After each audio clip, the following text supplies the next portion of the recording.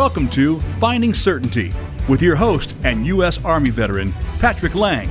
Over the next hour, you'll learn from Patrick and his expert guests how to attract more certainty into your business and your life. Now, here is your host, Patrick Laing. Welcome to our favorite day of the week. Not only is it Friday, but it's also Finding Certainty. I look forward to doing the show each week. I get to have really amazing guests join me here on Voice America.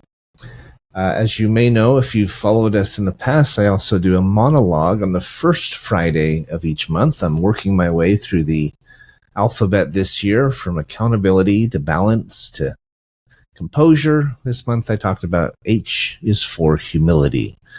All of these are characteristics that lead to a life of greater certainty.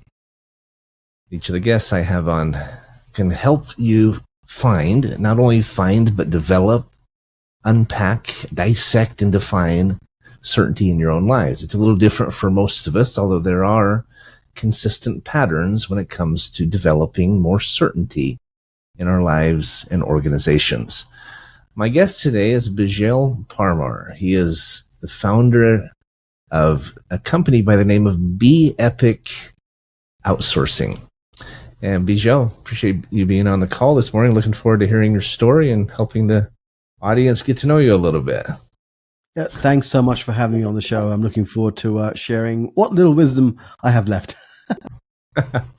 Well, my experience, you have a lot more than a little, but we're excited to hear from you. Beejel and I actually met, even though we're both from Nevada, we're right here in Las Vegas together. We met on the other side of the country at a leadership summit. There's a big CEO summit that's done every year at Liberty University in Lynchburg, Virginia. And there was this gregarious, dynamic Indian fellow from London who was really, really impressive. I mean, I was immediately impressed. A great first impression, Beejel, if I may say so. But he was dynamic. He was outgoing. What he was sharing had, I thought, real value. And so we connected. We got to know each other there and have gotten to be friends since. And I've been wanting to have him on the show for some time. Both of our schedules move at 100 miles an hour. And so we finally connected. So I'm excited to have you here. I think you'll hear this in the show, and correct me if I'm wrong, Beejel, but your schedule is probably, while it's busy, it's less busy, or at least less chaotic than mine, if I had to guess, because of what you do and how you do it. You're learning and helping others to learn from your own life lessons and from your own practices, right? Because, and I'll explain why I'm saying this. Beejel is an expert in automation, in virtual assistants. He works with AI-driven virtual assistants. He works in helping you as a business owner or just as an individual to live in what he calls the genius zone. We're going to get into what that means, but you're an expert at that, Beejel. So I assume you're living and practicing what you preach, which is hopefully giving you more quality of life as well as just quantity. Is that a safe assumption?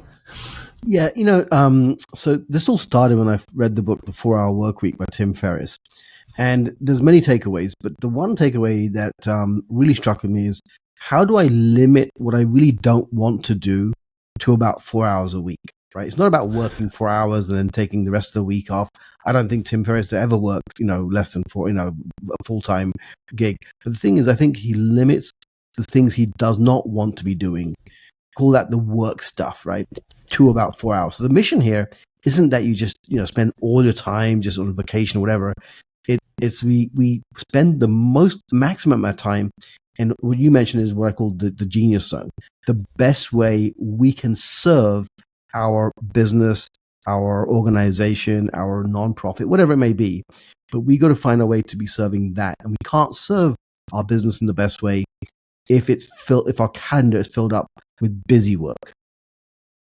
That's right. Tim Ferriss, in his book, he talks about spending your time doing the things that make you excited. he actually defines happiness as the opposite of boredom, right? Unhappiness is when you are bored, when you're spending time on mundane, activities and so forth. Another book is similar. It shares some additional principles. Is Dan Martell's book, Buy Back Your Time. And he says as a CEO or as an executive, a business owner, you should spend your time on doing those things you're really good at and things that you really enjoy, which echoes, Tim Ferriss's concept, right? Would you agree? Yep. And that's basically the mission. So, we can talk about, delegating work to VAs, and that's all great. And that's the tactical level conversation. But I think there's a high level conversation, which is the philosophy of delegation. How are we going to sometimes shift our mindset around the value of our time? Where does our time go? And why do we allow ourselves to get stuck in the thought process of doing low value work is good for our business? I believe, and I think this is true for myself and why I'm so passionate, that it's probably cost me millions by not understanding this concept much sooner in my entrepreneurial business career. I would agree. You and me both. It's a challenge for C-suite, for business owners to delegate, and for lots of reasons. I would love to unpack that topic because it's something I'm personally constantly working on. I say this is my favorite day of the week, and it's mostly because of how much I personally learned during these shows. I mean, I've been around the block. I've been in sales for almost 40 years. I've owned 3 different companies over the years. I now own 3 entities. We have affiliates across the country, clients in all 50 states. I mean, I'm not an idiot, right? But I still continue to learn, and these shows, just like this one, are a great place for me to learn new insights. Regardless of if you're learning out in the audience, I know you will, but it's a little bit of I guess self-focused, but I really do enjoy that. So, we always start out by me sharing 2 reasons why I've invited this specific guest. In Beejel's case, first and foremost is he is an expert in this area of improving the way you use your time. It is a mindset. It's more than just practice. It is also mindset. It's how do you view your time and view your role as an individual versus a company, et cetera, et cetera. So that's one of the reasons I invited Beejel on if I wanted him to be on. The second is that he's a great example of an entrepreneur and a business owner who is creating opportunity for others, not just in his own sphere of influence, his customers and his network, but in his own company. He's creating opportunity for his employees and his contractors around the world. And I love that. I love when entrepreneurs are truly making a difference, both with their customers, but also internally for their team. And you're a great example of that, Beejel, I know. Your management style, I think, is a great example of that as well. So, appreciate it. Let's start out by just getting to know you a little bit. Tell us, how'd you grow up, or where'd you grow up, and how did you end up here? I know you've been here in Vegas for about 9 years now. Started your company about 5 years ago. So, so it's kind of a story, but very one of those classic entrepreneurial stories in many ways. So I from the UK, I'm born and bred in the UK. I graduated in 92 with a degree in aerospace. Wrong time, great industry, but wrong time. So I got into automotive. Several years later, around 97, a year after I got married, I had the opportunity of moving across to the US. So I actually came to the US in November 97, moved to Chicago. And then 3 years later, I quit that corporate job because my oldest daughter was born. And at the time, I was traveling a lot for my business, for the company I work with. And I wanted to be more at home for my daughter, for my wife. And so I quit that job around about the same time. Our friend said, "Hey, come join me in a recruiting company," that he was moving from Michigan to San Diego. So we packed up, we moved across the country to San Diego. We bought a home there in Carlsbad, about a couple of miles from the beach. We were living the immigrant dream. We worked hard. We had 3 homes at a time. And this was the start of a new chapter in our life, a new baby, a new career, a new entrepreneurial career. A year or so into this relationship, I found out that my partner, my friend, was deceiving us. And basically, as a result, we pretty much lost everything. That was my start of my entrepreneurial, what I used to call it the roller coaster years. But now I say that we choose to get on a roller coaster. So that's not a true analogy. I call it the turbulent years. And it went on for several years. And, and we kind of, to stay legal in the country, we had to leave the country, reapply for visas, come back. Every time we did that, costing us more money and stuff. So most people buy a house. We basically bought a green card the legal way, but by paying legal fees and lawyer fees and stuff. But that's how much it meant for us to be in this country. My daughters are both American, so we wanted to be in the US for them from the long term. In 2009, I had kind of this low moment in entrepreneurship. No matter what I tried, what I was working on, what I invested in, what workshops I went, whether I walked on fire or walked on glass or ate fire or whatever, I couldn't build. I was not successful in building the multiple businesses I attempted to start. Move forward to about, I think it was August or so, when I picked up the book, The 4-Hour Workweek by Tim Ferriss. And in that book, several ahas came to light. One of them is the concept of, are you in your genius zone? Like, as the time you're spending in the business, what you're really good at, what you really enjoy doing. And as I went through this book, I realized that, yes, while I had these inspired ideas to start the business, what really drives a business is the day-to-day mundane. I call it the morbid things. The mundane, overwhelming, the repetitive, the boring. Right. I don't want to. Things we do that we feel like we have to do. Right. We don't really love doing, right? And then what I realized was that because I didn't want to do them, rather than hiring somebody to do those things, I found, I don't like the business. It's not working out for me, right?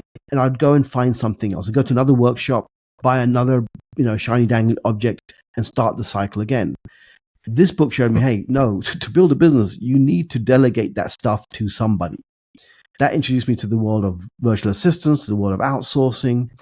And right after reading that book, around September or so, I started my first VA company with 3 VAs out of the Philippines.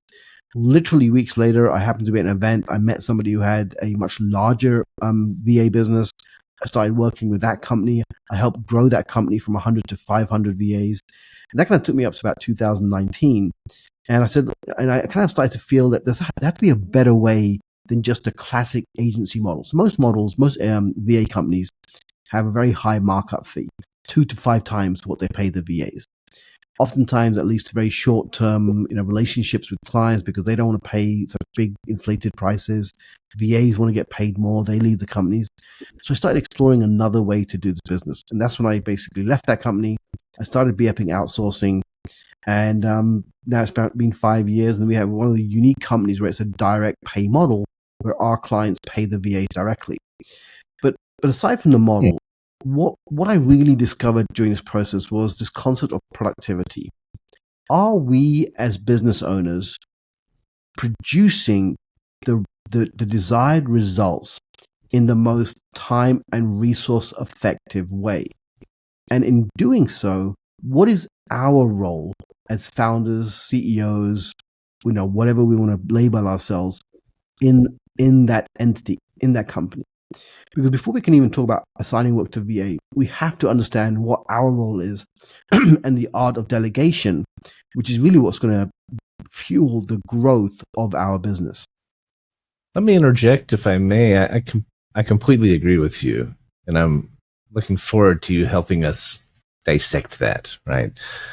Before we go there, why do you think it's so hard for business owners and executives, busy executives, to delegate? Because just from a personal standpoint, the more I do it, the more I ask myself, same as I say about my business, I should have done this a long time ago, right? You and I were talking about that before the show, but the more I delegate and do so effectively, the more I think, why did I wait so long? But in your opinion, maybe just for the listener, why is it so hard? And I'll share a couple of thoughts as well.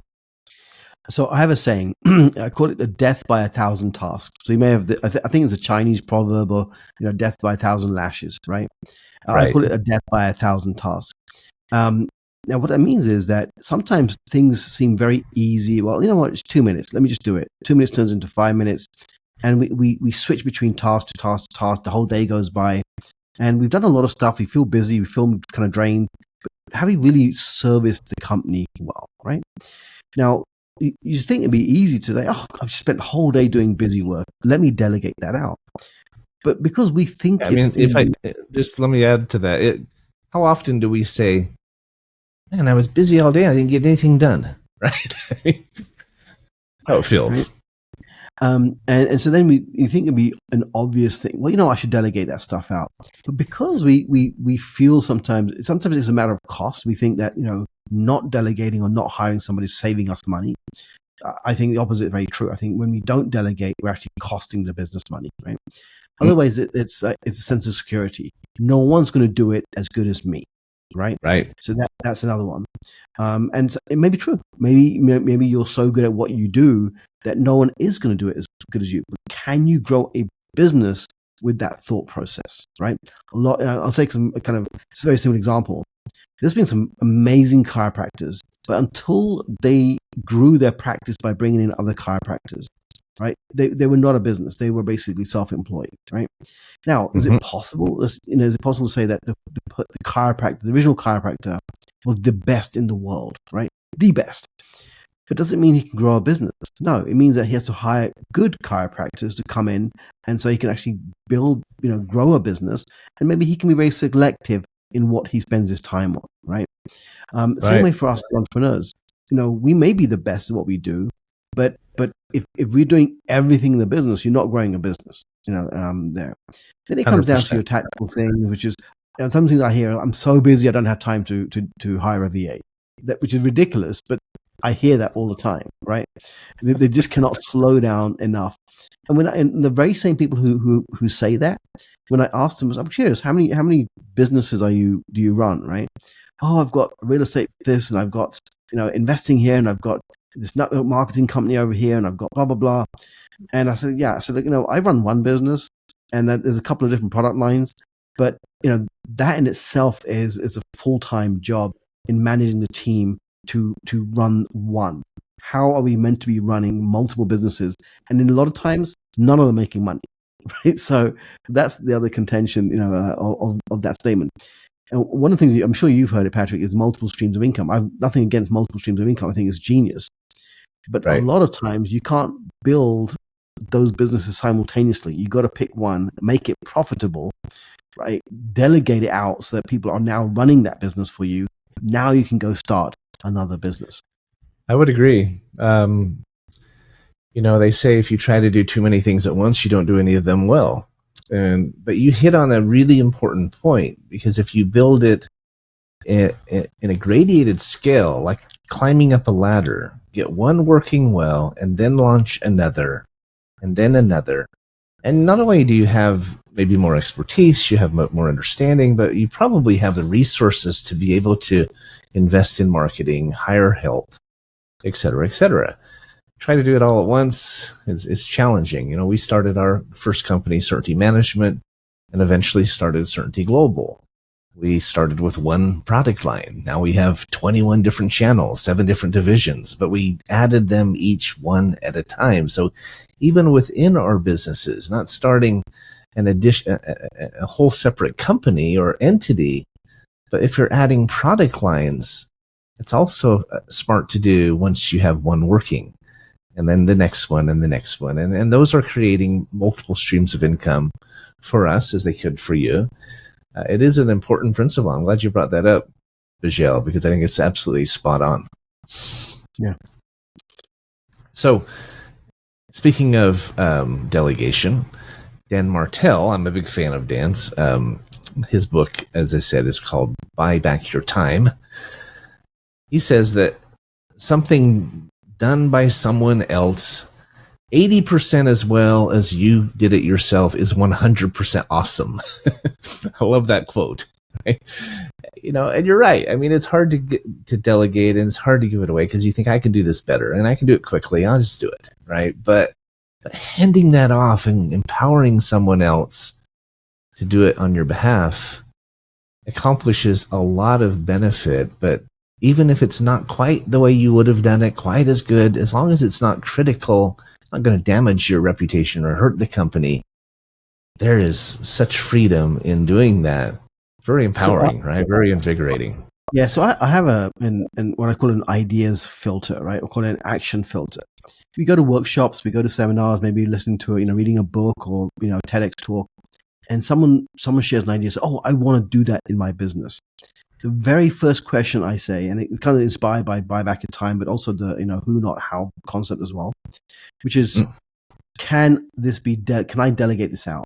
Because I know as an entrepreneur, either I've got too much on my plate already, or I don't want to add anything more to my plate, right? Like, and I want to make sure I preserve my social life, my family life, etc. Right?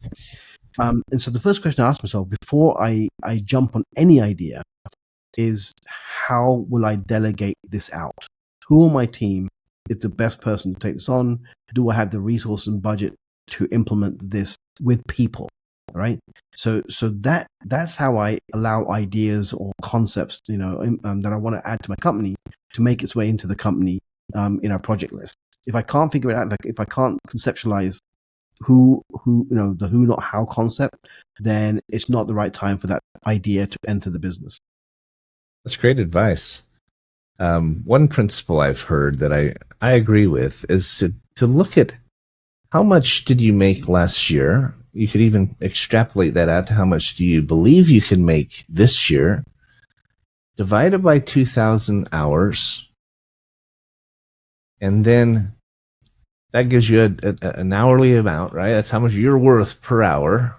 That's why I say if you even project what you believe you'll make this year, it's probably a more accurate number. But then you say, if you could hire someone to do this task for less than what that amount is, it's worth considering. Because it's your time. Your time is money, right? Absolutely. Not only is it important that you're doing those things that you're excited about and that you're good at, but what could you be doing if you weren't spending the time on those 2-minute, 3-minute, 5-minute, 10-minute things, like your email, like your calendar, like your, travel plans or whatever the case might be? What could you be spending your time on, and how valuable is that if you could be focused on sales or generating new relationships or whatever the case might be, right? It's a really important question, because it's not just what you're spending your time on and how valuable or invaluable it might be, but what are you missing out on that is so much more valuable? Anything you would add to that? I used to have a slide in my presentation, which is exactly that calculation, right? And what I found was that people had a really hard time with this exercise. They really struggle with it because it kind of was a reality check for them, right? For some people, that number was not that far off $5 per hour, based on how much money they were making, based on how many hours they were working. Like, and some people, they would never publicly share that number, but they'd message me privately and say, "Hey, well, what if mine not much more than 5?" So then we have a bigger problem to figure out, right, than hiring a VA right now, right? But the shocker came for people when they realized how many hours a week they were actually working and what impact that made on their hourly time value, right? And there's two ways of looking at that number, and I always kind of go back and forth. Is you can look at it from what the business makes, right, which is one way of looking at this number. So, my business made 100,000 divided by 2,000. That's going to give you an hourly time value, right? And I think at $1 million, it's around $500 per hour, give or take. Is kind of the number, right? Right. Then you also, another way of looking at this, what did you personally make? So most people, based on how their accounting relationship, their individual accounting relationship is with their business entity, because sometimes businesses write off everything, as expenses, blah, blah, blah. But one thing I started to do differently was like, okay, I'm playing a role in my business. The business is expecting me to play that role, and I'm going to be compensated for playing that role. Now, to extrapolate this idea further, at a certain point, you may be replaced as CEO of your business, right? The whole purpose of building a business is you can step away, you have some shares in the business, and somebody else comes in with maybe more skills, more competency to run that business, right? But most entrepreneurs, when they're kind of first step into the business, they amalgamate their identity and their business. They feel that they are the business, right? And I think I did for many years, to be honest with you, Patrick. This I concept. agree. But when I separate these two, and I start to say, okay, if the business is holding me accountable for my daily performance, how would it rate me? Now, where this came up was I was doing a training webinar, and somebody says, how do I value if my virtual assistant is giving, so how do I measure if my virtual assistant is providing value to my business? And my response, without, one of those things where you say something and then you kind of regret what you just said on a live presentation, which was, how does your business value you? Right? How are you being rated? Because the same way your business is rating your value, your performance, to do the same thing for the VA. But the brutal truth of that answer, right? Which is, if the business was truly reviewing our performance on a week-to-week basis, the same way if you had a job, you may not be getting 5 out of 5 stars for how you show up, in that business, right? That's right. But that shift in perspective, as I started to really understand this and started to ask that question, and it wasn't because I was trying to, rate myself. I was trying to find a way of measuring my team. But so when I start measuring my team, how am I showing up for my own business? And that's sometimes a very tough conversation to start having with yourselves, right? And it's not easy to separate these two identities, but it's such a powerful way to start showing up for your business, in terms of its accountability is what it is at the end of the day, Patrick. Well, it's interesting you bring that up, because I talk a lot with my partners and my executives. I've got 2 senior VPs in sales here, kind of my right hand and my left hand. And I talk about how it's a difficult transition going from being a solopreneur to a business with partners and employees. It's different. It's a difficult transition going from a small business to a large business. And one of the most difficult transitions, in my experience, is separating yourself from the business. Because for so long you were the business, right? You were a solopreneur. It was your baby. You made all the decisions, and it is a difficult metamorphosis, right? You have to go through a paradigm shift. You have to separate yourself. You have to step back a little bit from the organization and view it through new eyes. There's a scripture that says we see through a glass darkly, and it talks about how, open your eyes, take the blinders off, and ask hard questions. So we are up against our break. We're going to take a quick break. You can hear from our advertisers. I'm visiting with Beejel Parma, who's the CEO of BeeEpic Outsourcing. When we come back, I'd love to have you define what a virtual assistant is. There may be those out there who don't understand that, some of what they do. And let's keep unpacking this topic, because there are amazing benefits to delegation. I'm learning this. I still struggle with it, but I am learning it. And there are benefits not just to you, but to the company and to your employees, to your staff, to so many others. It is very much a beautiful tapestry of what I call ripple effects when you understand this principle and start to implement it. So don't go away. We'll be right back with Beejel Parma here on Voice America Business. All right. We're still recording the YouTube video. I always say they get a little bit of behind the scenes during our break here and before and after. But so you, what part of town do you live here in Vegas? Are you in Henderson, Summerlin? Anthem. Anthem. Okay. Yeah, we like it here. We were in San Diego prior to this. We came here about 2.5 years ago, mostly to move the company out of California and establish it here. We actually miss San Diego. We've talked about moving back there eventually, especially if they can change some politics and lower their gas prices. Don't know if that's going to work, but we used to live in Encinitas, so we're actually heading to San Diego tomorrow. Actually, we have a lot of friends there, and so we tomorrow morning we head out and drive down. Yeah, the nice thing about Vegas, probably my favorite thing, is that how central it is. I have Mhm. my family's in Utah. My wife has family in Phoenix. We love San Diego and SoCal because it does put us right in the middle, which is nice. But kind of hard to beat that 70-degree weather all year round, though. Here we have blistering hot and freezing cold in the winter, and you get about 4 months of perfect weather here, right? Maybe 5 or 6, but not much. The rest is, I don't love it. So, and you have 2 daughters. How old are your daughters? 19 and 24. All right. My youngest is 18. I have 5 children, 3 boys, 2 girls, 18 to 26. So they grow up fast, don't they?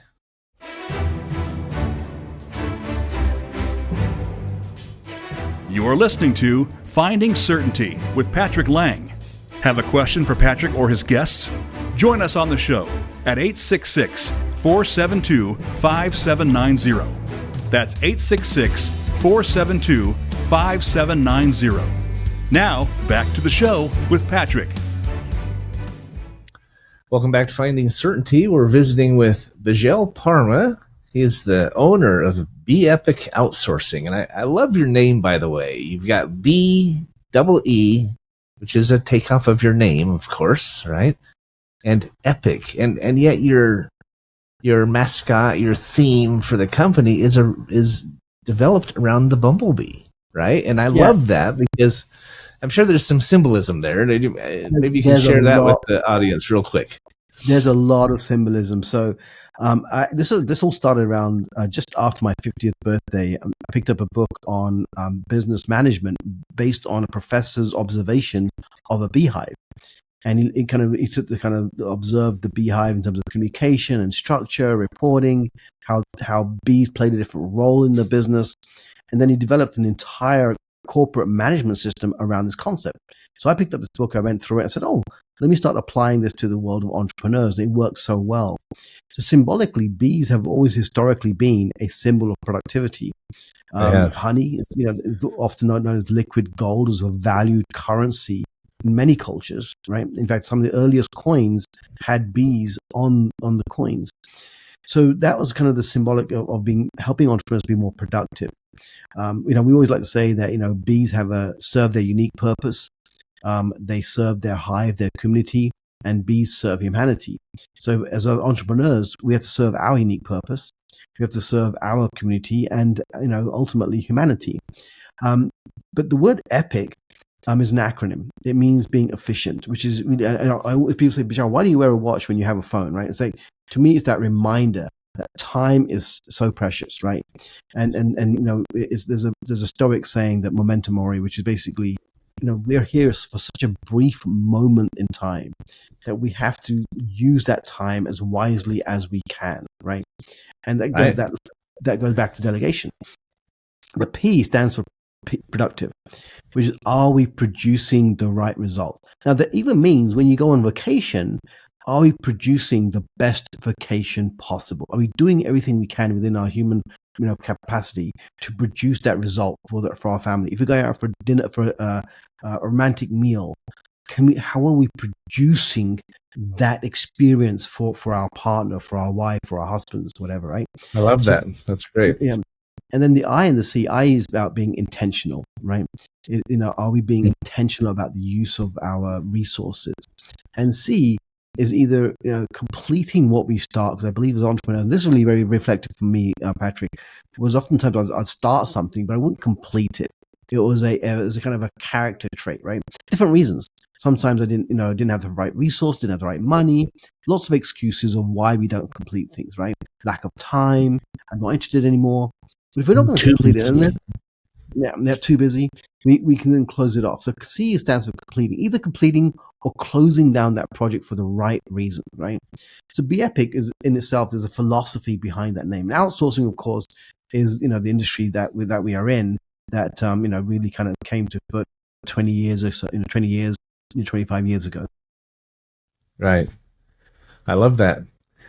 Before we move on, I do want to get into defining a VA and talking about how you help business owners Um, Back to delegation real quick. One of the things I think is really important to understand is the benefit that delegation has, not just for yourself, but for your organization and your team. I was asked to be in a book this last year. I was actually wrote 3 different chapters for 3 different books. One was on vision and visionary CEO. One was on business and culture, and one was called Mission Matters. Well, in the Visionary CEO book, I talked about delegation, and I also spoke a little bit about it in Mission Matters, but I talked about how when you delegate to your team, not only does it free up your time, but I found that actually things get done more quickly and oftentimes even better. They did a better job than I would have done, even though I think I'm so great and think I could have done it better. But it also sends a message to them that you trust them, right? It does extraordinary things toward building a relationship of trust with your colleagues, your subordinates, etc. But would you add to that? What are some of the other benefits, or any other benefits that you've experienced, Beejel, when it comes to delegation and using virtual assistants, freeing up your time in that way? So the ones you mentioned are the most obvious, right? You delegate the work you don't want to do; it gets done by somebody else. Great. That's typically what delegation is, right? Either you don't have the technical skill set, you don't want to do that work, whatever. But there's another benefit that people are not really as aware of, which is if you are delegating the right things to your team and they're getting things done, there's also kind of a feedback loop to you that you better also be getting things done, because if they're producing the results they're meant to be producing, hitting their KPIs, and you keep showing up as the business owner not doing the things that you're meant to be doing, they're going to see that. Now, because you know they're going to see that, you inherently step up your game, even though you may not be even aware that's why you stepped up your game. So that's why I say to a lot of entrepreneurs who are starting out, they say, "Oh, when's the right time?" I said, "Yesterday." Here's why. There's going to be an invisible benefit to you when even if it's an hour per day, even if you pick one thing that the VA is meant to do, in that 1 hour you spend with the VA, you have a quick 5 to 10 minute meeting, right?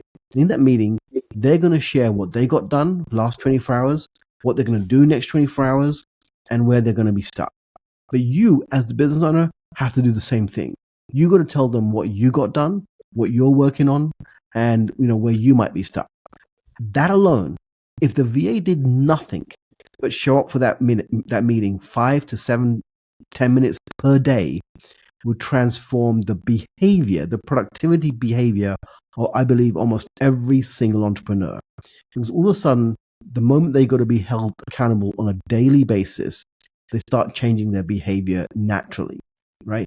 I think willpower and personal development are wonderful, but I don't think they're not, we don't wake up and walk on fire to get ourselves motivated for the day, right? We have to wake up and do the stuff that we don't want to do, or delegate the stuff we don't want to do. That's going to really make the impact on the business.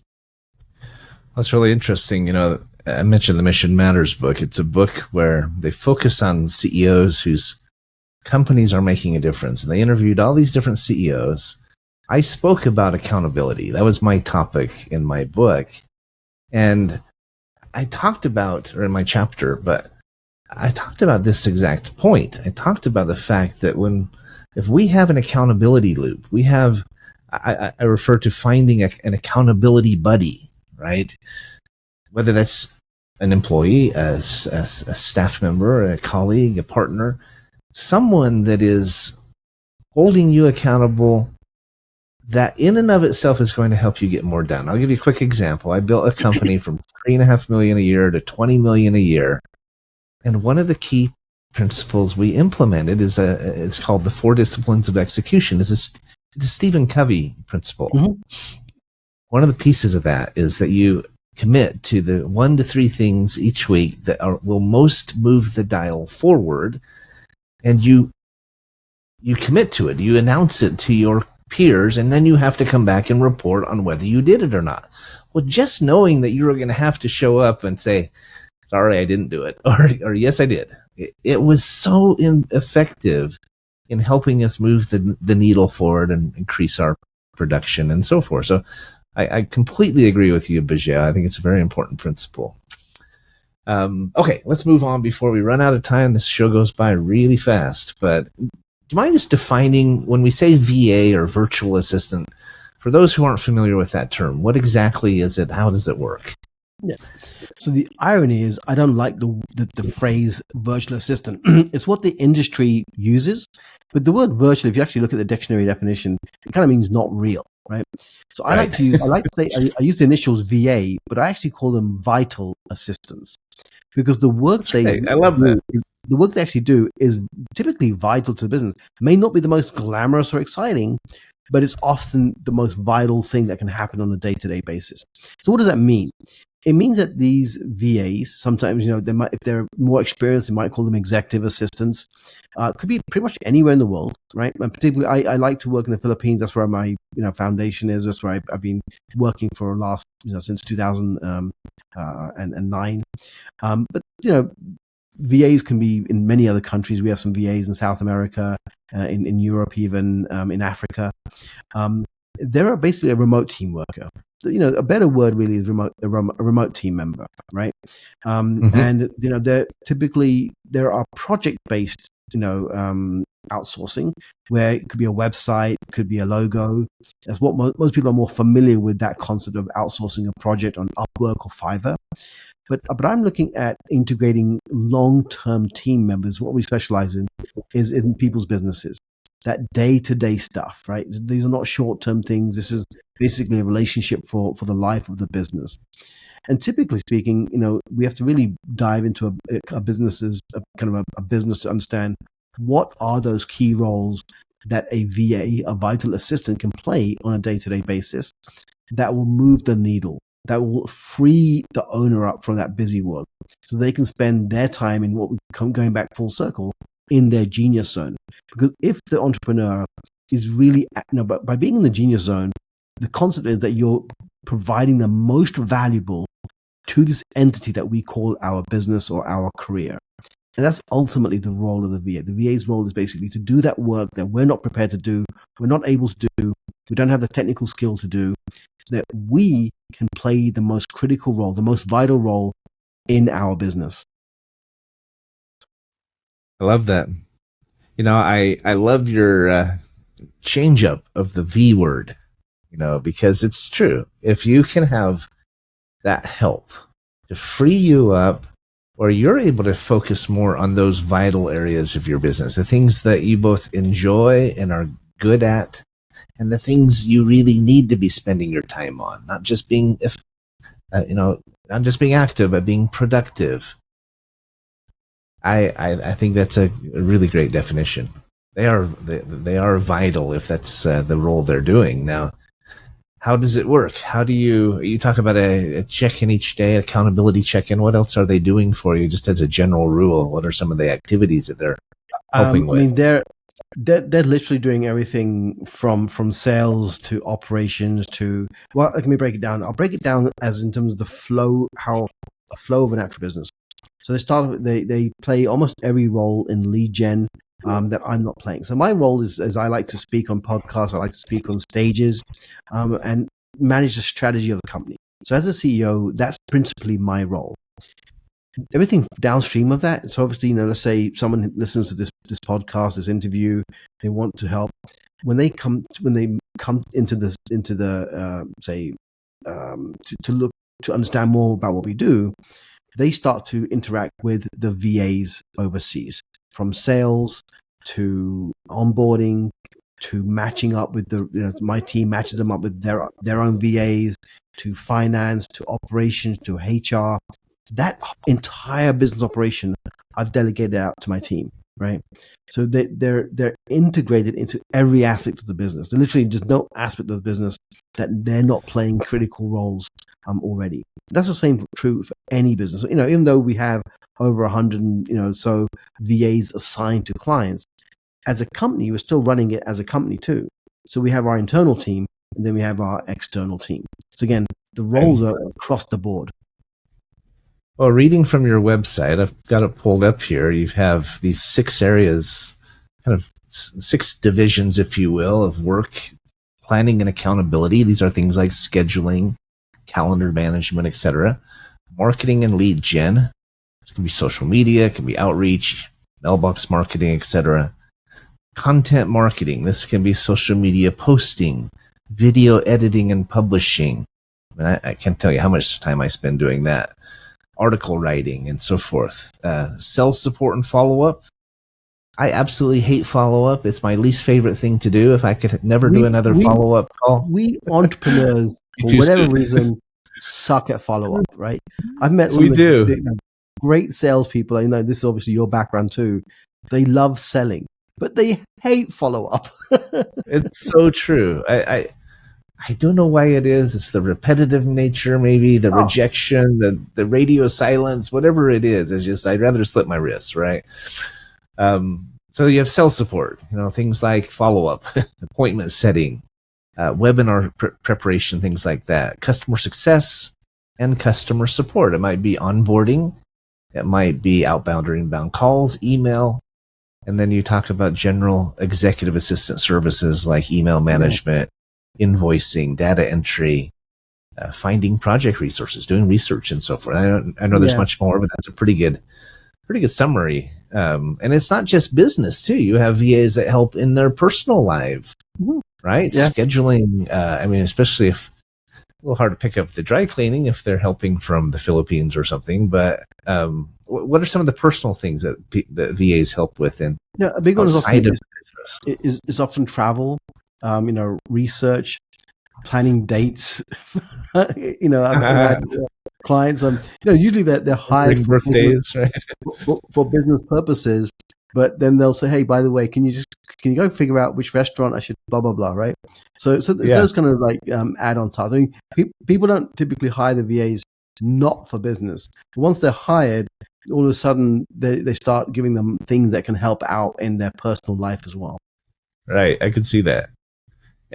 I assume, because I've never had a VA myself, and I want to talk to you more about this because it's the next stage in our business I would like to take on. It's definitely something I need. So I'm speaking from a little bit of a hypocritical standpoint because I do believe in it and I'm a fan. The more I learn about it, the more I'm intrigued by it, but I have yet to do it. Right. So yes and no. So here's the key thing. The key word is delegation, right? Then it really is a question of who do you delegate to. As you mentioned, you've got multiple businesses, you've got multiple team members already. So whether we call them VAs, ultimately they're just a team member. They just happen to be overseas. They happen to be lower cost than maybe delegating, say locally. So really, it's a question of resources, budget, and oftentimes we'll have say a team member, they're based in the US, but I often ask people, hey, what are they doing? You've got your team member. Are they doing low value work?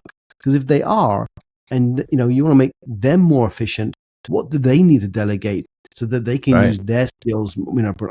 So it's not. I don't believe it's being hypocritical. I just think it's as of right now, maybe it's not been the highest priority to bring in, say, a virtual assistant or a vital assistant from the Philippines.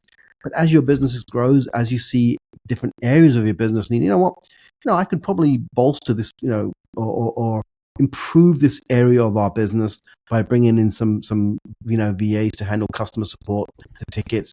Definitely not worth my time doing it. Definitely not worth Frank's time doing it. Frank should be doing this. Kathy should be doing that. Right. Let me bring in this VA team to help them with their busy work. I love that.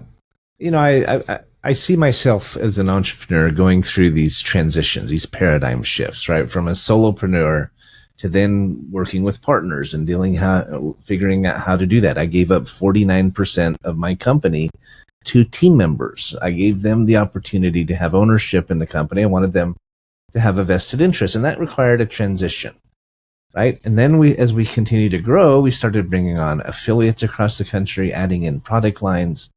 And I've had to learn to delegate. I'm still learning it, but I've started delegating to team members and partners and so forth. But I do see the value of having that accountability buddy, that accountability partner in a vital assistant to take on more. And one of the things I believe you do for business owners, Beejel, is not just support them, but train them, right? You help them, accomplish those paradigm shifts and understand that different ways to do business that maybe they hadn't even considered.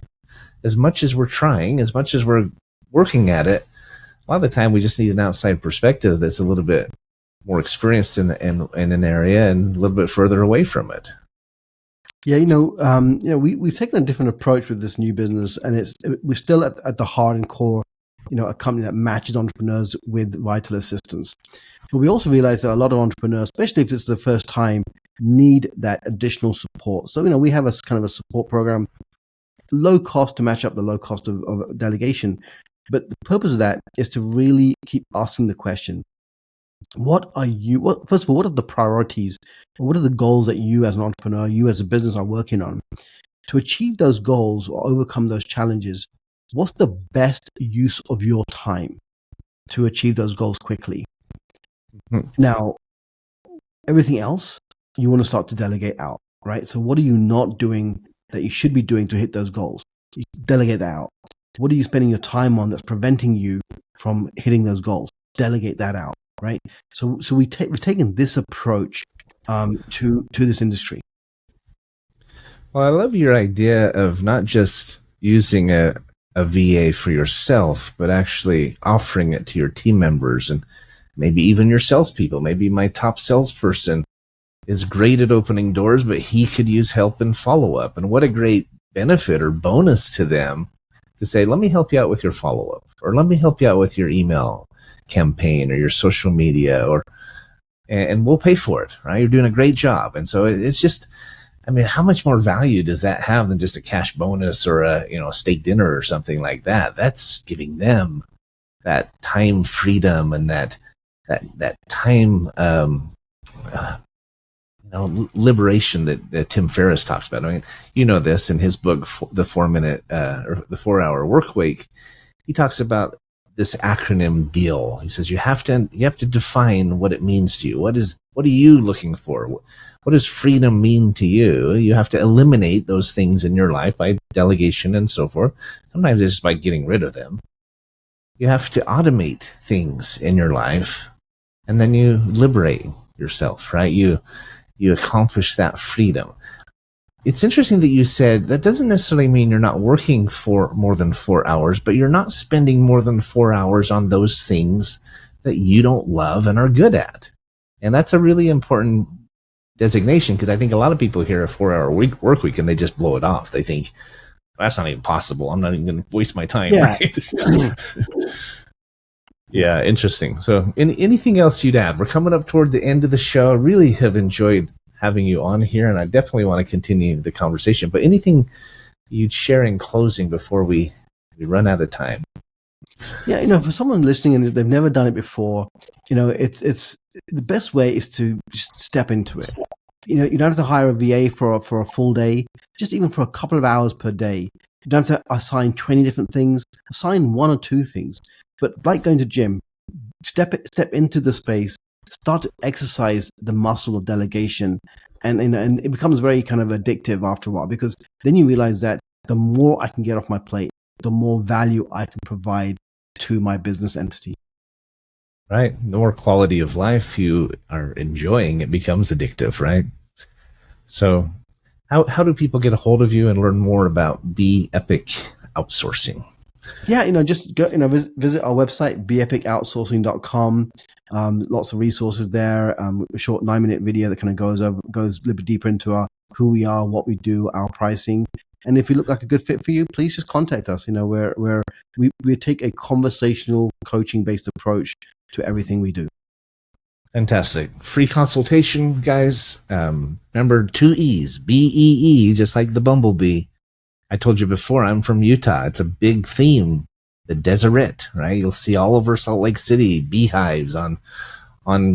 You'll see a big long stairway with a beehive on the end of it, right? Just things like that, because those Mormon pioneers, they were productive, they were hardworking, and they loved the model or the metaphor of the bumblebee. So I love that you do that. My business partner, Frank Hellering, would resonate. He'd love to have you on his show as well, because his show is called The Business Buzz. Love it. It's bizbuzz.com. Right. So check out BeeEpic Beejel, always a pleasure. Thanks for being on the show today with us. And I think it's a really important piece for someone who's trying to create more certainty in their lives. It can. I'm included in that mix. I definitely want to continue the conversation with you. So, well, thank you so much for having me on the show. My pleasure. Thanks for listening, guys. Have a great weekend. There is more certainty out there. You can find it, and we can help. All right, we're still going on the YouTube. I really appreciate you being on the call, Beejel. Thank you. Interested in finding out pricing and mechanics. You said something interesting at the beginning I wanted to quick touch on. I do have another call I have to jump to as well, but you talked about how we pay the VAs directly rather than through the company. It's a negotiated price, and they're getting that full amount. Curious how you get paid in it all.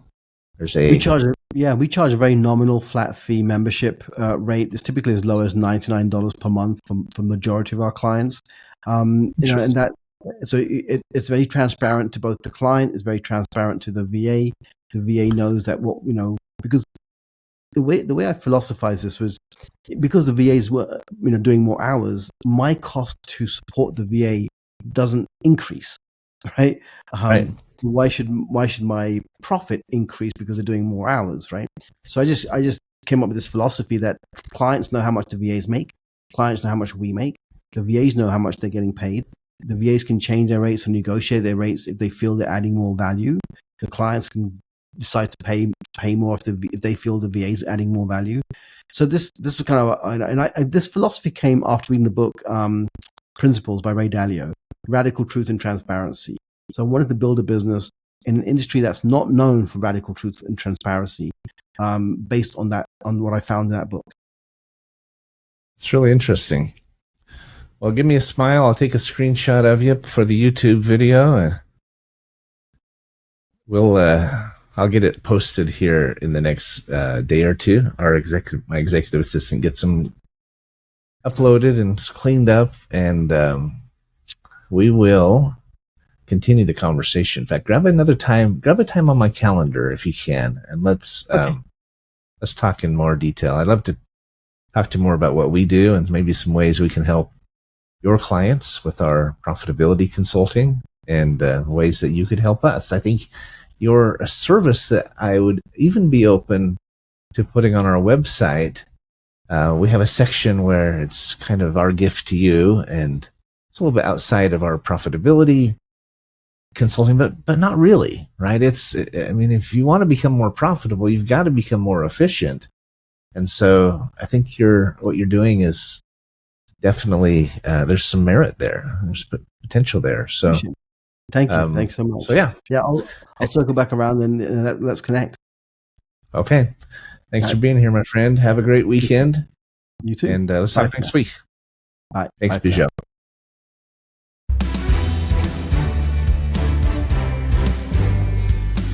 Thanks for tuning into today's episode of Finding Certainty.